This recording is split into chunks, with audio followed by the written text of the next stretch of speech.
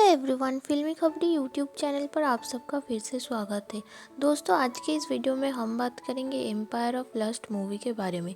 Movie की कहानी शुरू होती है और हम देख पाते हैं साल था 1398। कुछ कोरियन सोल्जर्स फाइट कर रहे थे एनिमी के साथ। राजा की सभा में प्रधानमंत्री का दल और विपक्ष एक दूसरे से झगड़ा कर रहे थे देश की अवस्था को लेकर। और तभी जनरल चो योंग यो और जनरल किम मिन जे युद्ध में विजयी होके राजा के सभा के दौरान उनसे मिलने आते हैं। राजा प्रधानमंत्री को जनरल के जीतने की खुशी में जश्न का आयोजन करने को कहते हैं। किम मिन जे राजा के बेटे राजकुमार येबांग से मिलने जाते हैं। येबांग किम मिन से कहता है, मैंने सुना तुमने हमारे खिलाफ सारे शत्रुओं को मौत के घाट उतार दिया है।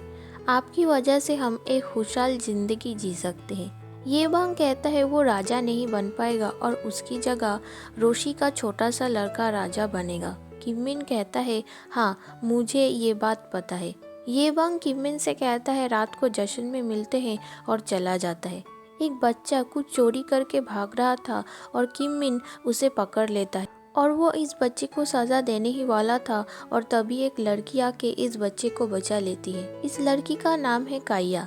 काइया किम मिन से कहती है ये गरीब बच्चा भूखा है इसलिए उसने चोरी की है, इसलिए ये सजा का हकदार नहीं है। काइया गरीब बच्चे से कहती है, तुमने जो चोरी किया है वो मेरी माँ की आखिरी निशानी है। वो उस बच्चे को एक कीमती ज्वेलरी देती है और जिंदगी में कभी भी चोरी नहीं करने को कहती है। किम मिन इस लड़की का स्वभाव देख के प्रभावित होता है। काइया किम मिन से माफ़ी मांगती है उसके काम में बाधा डालने के लिए और किम मिन यहाँ से चला जाता है। किम मिन का बेटा जिन राजा का जमाई था। राजा ने अपनी बेटी गियोंग, जिन और किम मिन को रात के खाने के लिए बुलाया था, जहाँ राजा जिन को एक गिफ्ट देते हैं जो कि उनके आने वाले बच्चों के लिए था, जिसमें पूर्वज का आशीर्वाद था, जो कि एक सुगंधित बैग था। इसके बाद किम मिन जश्न में शामिल होता है और उसकी येबांग से मुलाकात होती है।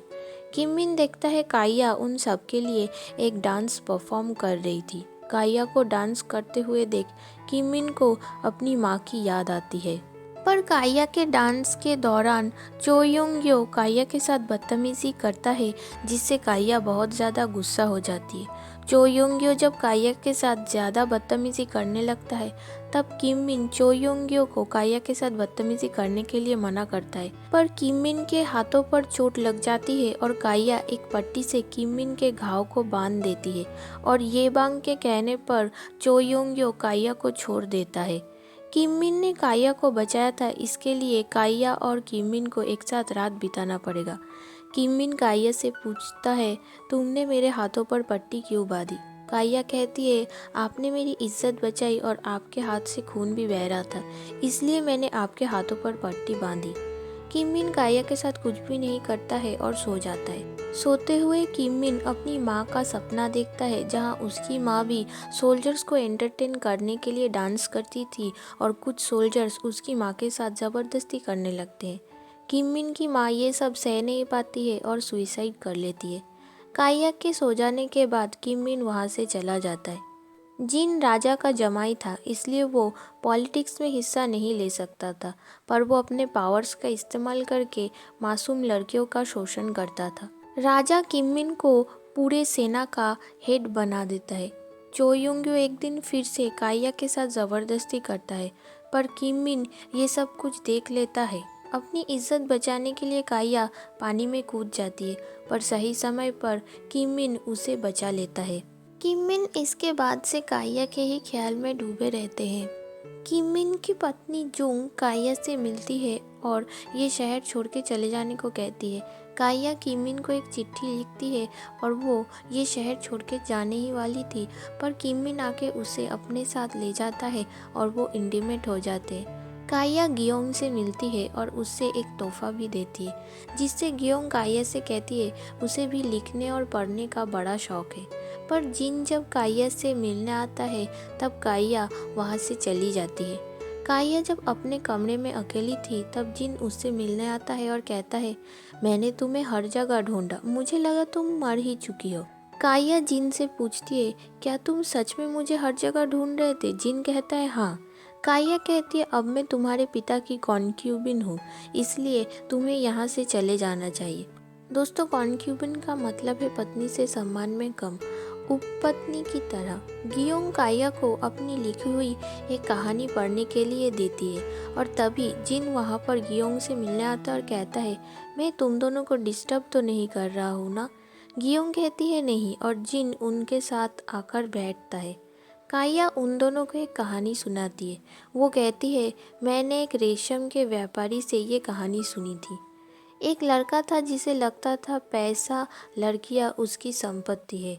उसने एक दिन एक लड़की पर इतना जुल्म ढाया कि वो लड़की मरने की कगार पर आ चुकी थी, पर वो लड़की मरी नहीं थी और वो अपना बदला लेने वापस आती है। गियोंग कहती है क्या ऐसे ही ये कहानी ख़त्म हो गई? काया कहती है मुझे इसके आगे की कहानी पता नहीं है। गियोंग कहती है तुम जब अगली बार इस व्यापारी से मिलोगी तो पूरी कहानी सुनना और मुझे बताना। काया कहती है क्या मर्द सच में इतने जालिम हो सकते हैं? दोस्तों, जिन ने काया के साथ अपने दोस्तों के साथ मिलकर काफ़ी जुल्म किया है, इसलिए जिन के दोस्त उसे काया को मार देने को कहते हैं जिससे उसकी सच्चाई सबको पता न चल जाए। पर जिन काया को फिर से पाना चाहता है। जिन की काया पर बुरी नज़र थी। रात को कुछ घुसपैठिए किममिन पर अटैक करते हैं, पर किममिन को बचाते हुए काया को चोट लग जाती है। राजकुमार येबांग शिकार पर निकले हुए थे और किममिन उससे मिलने जाते हैं और दोनों ही एक सुअर का शिकार करने निकल पड़ते हैं। पर किममिन पहले एक तीर येबांग की ओर फेंकता है और बाद में सुअर को मार गिराता है। येबांग इससे किममिन पर बहुत ज़्यादा गुस्सा हो जाता है क्योंकि उसे पता है किममिन ने जानबूझकर निशाना उसकी ओर साधा था। किममिन को लगता है उसे मारने के लिए येबांग ने ही आदमी भेजे होंगे। इधर हम देख पाते हैं काया येबांग से मिलने आती है। येबांग ने काया के जरिए किममिन को अपने जाल में फंसाया है जिससे वो राजा बन सके। येबांग ने अपनी अलग ही एक आर्मी बनाई थी। काया अपनी नौकरानी से कहती है वो रेशम के व्यापारी से मिलने जा रही है और यहाँ हम देख पाते हैं दुकान के अंदर जिन काया का इंतज़ार कर रहा था। जिन काया से इंटीमेट होना चाहता था, पर काया जिन से इसके बदले में राजा का दिया हुआ सुगंधित बैग मांगती है जिसे राजा ने जिन को गिफ्ट किया था और जिन से वो सुगंधित बैग छीन लेती है और जिन के ऊपर किताबों का ढेर फेंक देती है। जिन के लिए राजा का गिफ्ट किया हुआ बैग बड़ा ही इम्पोर्टेंट था। जिन अपने बूढ़े नौकर पर गुस्सा निकालता है जिससे जिन के पिता किममिन गुस्सा हो जाते हैं और वो जिन को सबक सिखाने के लिए तलवारबाजी सिखाने लगते हैं। जिन जब ठीक से तलवार चला नहीं पाता है तब किममिन उसे मारने लगते हैं। जिन को मार खाता हुआ देख काया को अपने पुराने दिन याद आते हैं जब अपने पावर्स का इस्तेमाल करके जिन काया के साथ ज़बरदस्ती कर रहा था। जिन को मारने की वजह से उसकी माँ जूम किममिन पर गुस्सा हो जाती है। रात को गियोंग जब अकेले बैठी हुई थी तब काया उसके पास जाती है और उसे आगे की कहानी सुनाती है। दोस्तों, असल में काया अपनी खुद की ही कहानी गियोंग को सुना रही थी। वो कहती है काया की माँ जब अपनी बेटी के साथ हुए अन्याय का इंसाफ मांगने जाती है तब पहरेदार उसकी माँ को धक्का मारते हैं और काया के माँ के सर पर चोट लग जाती है। काया अपनी माँ को घर पर रख के काम पर निकलती है। जिनके माँ के कहने पर एक आदमी काया के घर में आग लगा देता है जिससे काया की माँ मर जाती है। गियोंग कहती है काफ़ी दर्द भरी कहानी है। काया देखती है किममिन उदास था, वो उससे बात करती है। किममिन काया से उसके माँ के बारे में पूछती है और उसे जब पता चलता है काया की माँ अब इस दुनिया में नहीं है और काया ने उसकी माँ की अस्थियाँ पानी में विसर्जित कर दिया है, तब किममिन उसकी माँ को पूर्ण सम्मान के साथ श्रद्धांजलि देता है जिसे देख के काया को बहुत बुरा लगता है। किममिन और काया जब वापस आते हैं तब काया देखती है किममिन की पत्नी जूंग ने काया के सारे कपड़े, किताब, सब कुछ में आग लगा दी है। पर किममिन अपनी ज़िंदगी की परवाह ना करते हुए आग से उसकी माँ की आखिरी निशानी को बचा ले आता है जिससे काया को और भी ज़्यादा तकलीफ होती है क्योंकि काया इतने दिनों से किममिन को धोखा दे रही है।